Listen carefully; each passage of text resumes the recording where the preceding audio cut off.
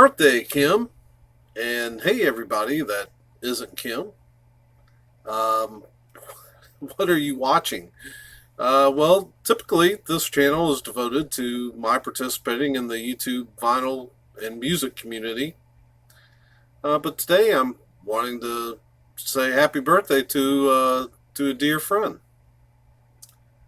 How about it, Jake? You want to get in on this? All right. So, if you're not Kim, you might be wondering, well, who is she? Kim and I met uh, during my senior year, our senior year. We met at a speech competition, um, which was kind of a stretch for me. I really wasn't planning on even being in speech class, but was talked into it because it met opposite days. I was the resident high school photography geek, and journalism class met on the opposite days. So a buddy of mine said, "Why don't you do speech? Get a whole credit." So I did, and then they talked me into being on the speech team. So, um, yeah. So after that, I worked up. The English teacher gave me a small story to work up, which was happened to be "What If Grant Had Been Drinking at Appomattox" by James Thurber. So I worked it up, and it was quite an experience. So speech tournaments, you go back then at least. We would go to these tournaments on usually on a Saturday morning. There'd be several rounds. There'd be like 6 to 8 people in a round. You'd read your manuscript, and then um, they would grade you. And I never did much of anything because it was apparently kind of a polarizing piece. Either teachers loved it or they hated it, and so I would maybe win one round and then finish next to last in the next. But it was an experience, and I believe that Kim and I met at my very first speech tournament. I think it was the first round. So I guess you would say that the speech tournament was kind of the crossroads where we met. Hey, this is a music video or a music community video. So anyway, during the first period, which was about 8 o'clock, I think, on a Saturday morning, I go into this round, and there's this cute little strawberry blonde in there, and I guess maybe I had a crush, possibly. Well, yeah, I definitely did, and so I read my piece, sat back down, listened while everybody else did theirs, and then came the end of the round. And as the round ended, we're walking out. What was kind of not very typical for me. All of a sudden, I felt this urgency. If she walks out that door, I'm not going to see her again. I got to do something. So, with all the game that I can muster, I, which wasn't much, I asked her, where is the next, I don't know where to go for this next round. And so she was very polite and showed me where the room was. And I forget how it ended up, but we ended up sitting together during the presentation of the awards, I guess, for that particular tournament. We kept in touch, exchanged addresses and became good friends. Um, but I definitely uh, paid attention. When you like a girl, Jake, you pay attention to the things she likes.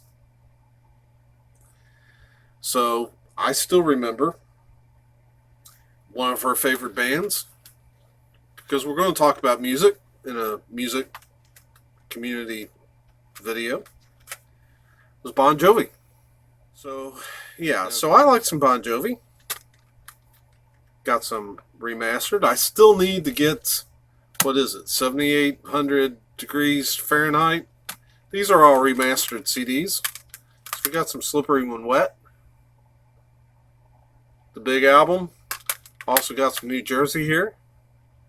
That's why we're showing Bon Jovi, because it's a music video.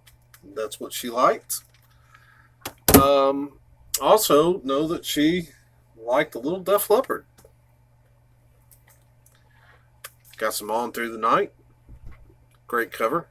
They had some great covers. One that I would love. I've got this on vinyl. I didn't pull it, but I've got it. Would love to get this on vinyl.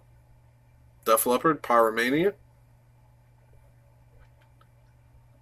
And, of course, Def Leppard, Hysteria. And I know some guys are probably rolling their eyes. No, it's not a great hard rock album. It's barely hard rock. But it's got some killer songs, got some killer hooks. Mutt Lange could produce an album. But then her other band. Now, both of those bands, especially back in the mid-'80s, were hot. So not very abnormal. But this band, I always was a little curious how she got to be such a big fan. That's Glass Tiger. This is the Thin Red Line. They put out 3 albums. I think this was the big one. This one went 4 times platinum in Canada. I think the big song on here was Don't Forget Me When I'm Gone. Yes. Second song, first side. Glass Tiger. And she was a dedicated, loyal fan. I think she still likes them. So, yeah. So, that's kind of my quick little happy birthday, Kim. Kim and I, we were great friends for several years, then kind of drifted apart.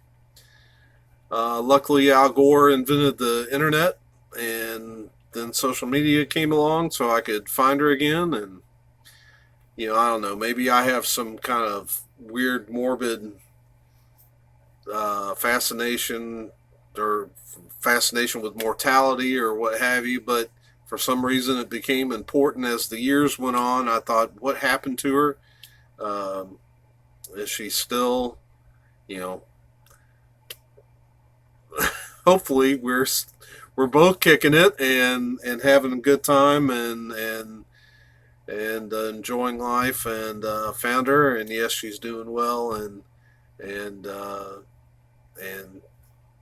life is good, and it's tough sometimes, and that's when you have great friends. The last time we spoke on the phone was the day I had to get in the car and go to Danville for my mom's funeral arrangements, and she knew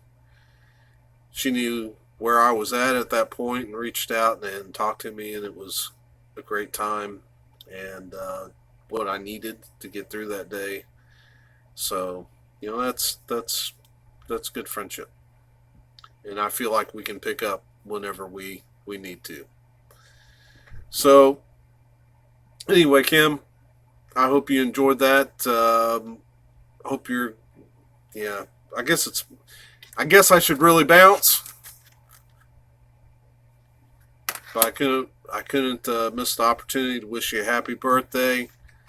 Tell you to keep the faith. Have a nice day. No, have an awesome day. Have the best birthday that you've ever had. And love you. And yeah, again, have a great birthday.